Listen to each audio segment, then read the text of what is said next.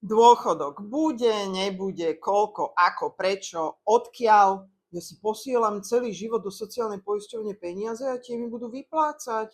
Ja si odkladám v sociálnej poisťovni, ja tam svoje peniaze mám, moje peniaze a nikto mi na nich nesiahne. Ja som si našetrila, tak nech sa starajú z čoho. Nech nedávajú Rómom, nech nedávajú invalidom, ktorí pracujú, nech blá, blá, blá. Dnes ti zborím tvoj pomyselný domček z karát, ako funguje sociálny systém tejto krajiny.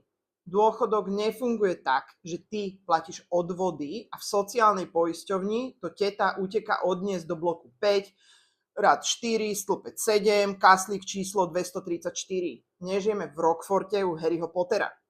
Urobíš odvod do sociálnej poisťovne a tvoje peniaze zmiznú. Nie. Okamžite sa použijú na vyplatenie dôchodkov dnešným dôchodcom. Čiže žiadne uložené peniaze niekde v štáte ani nič podobné. Dnes sa vyberie menej peňazí, ako sa vypláca zo sociálnej poisťovne. Znamená to, že štát musí aktuálne vyplácané dávky dotovať z vrecák nás všetkých.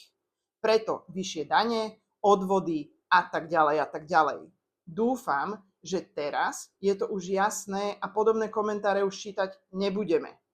Netočíme tieto videá, aby sme poukazovali na vládu súčasnú, bývalú ani budúcu. Je jedno, kto za to môže. Chceme poukázať na to, aby si sa sám postaral o svoj dôchodok a nespoliehal sa teda na štát. Ak ťa zaujíma, ako si zabezpečiť súkromný dôchodok, tak nám napíš.